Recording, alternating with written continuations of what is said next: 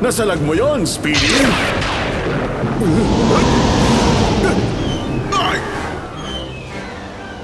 Walang malakas na bagyo sa aking Rain Rain Go Array!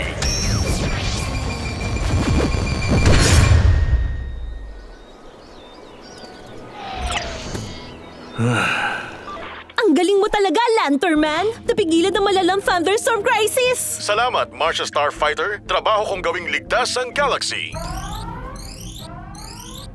Nakakagulat na Starburst! Ayon dito sa emergency alert system ko, nakakaranas din ng Sunnytown, California ng bagyo ngayon. Kailangan siguruhin natin na handa ang pamilya Ramos. Magsuot ka na ng botas, Speedy. May lalabanan tayong malakas na buhawi sa Saturn at sa... Sandali lang! Class 5 planet ang planetang Earth. Dapat hindi ka agaw pansin. Roger that, Marcia. Activate Disguise Ray. Talino talaga! Magpapanggap ka ngayon bilang sa Emergency Coordinator, Larry! Sa Saturn at sa Stars.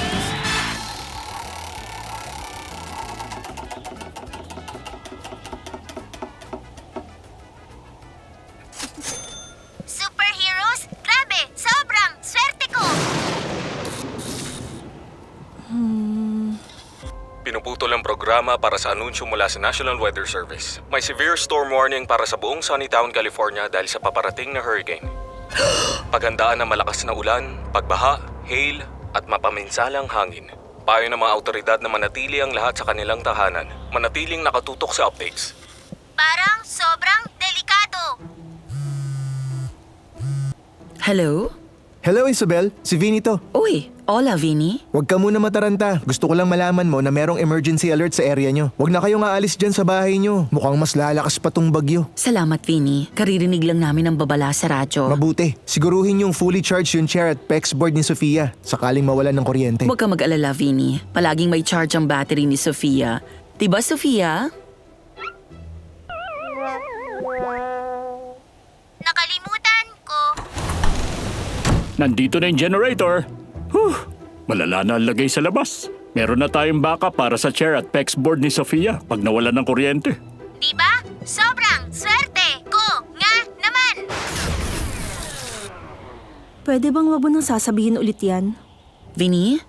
Vinny? Pati cell service wala na tayo. Sige, ayos lang yan. Huwag kayong mag-alala. May flashlight tayo at marami ring pagkain. Xochitl, kumuha ka ng mga kandila sa kusina. Kumusta, mabubuting mamamayan? Nakarating sa akin na nawalan kayo ng contact sa service coordinator nyo at pinapunta ako rito para siguruhing maayos ang lagay nyo. Nawalan kami ng kuryente. Oo, napansin ko nga. Meron ba kayong sapat na pagkain at tubig? Palagay ko sasapat naman yun sa ngayon. Pero paano kung mas lumakas pa yung bagyo? Lilikas ba kami? Kapag ganito ang lagay ng panahon, mas ligtas para sa inyo ang dumito lang at mag-abang ng updates. Kung kakailanganin nyo mang lumikas, ipaparating sa inyo ng kinauukulan. Emergency Coordinator Turtle. Palaging siguruhin na meron kayong battery-operated radio para matutukan ng updates. Ma'am? Eto na yung mga kandila.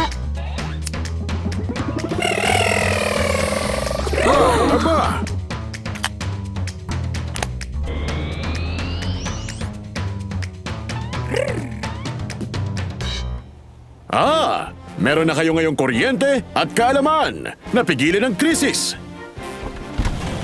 Tapos na ang trabaho. Nagawa natin!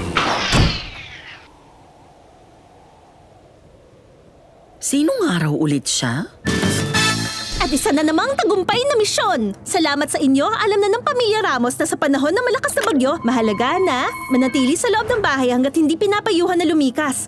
Maghanda ng mga ekstrang baterya, flashlights at backup generator kung sakali magkaroon ng power outage. Maghanda ng pagkain at tubig na pwedeng tumagal ng ilang araw at... Tutukan ang mga weather update at mga emergency notification tuwing may bagyo. Baka kailanganin mo ang battery-operated radio para dyan. Tandaan, mabubuting mamamayan, maghanda ngayon para sa ligtas na bukas. At kung kailangan nyo ng tulong, tawagan lang ang regional center nyo. Sa Saturn at sa Stars!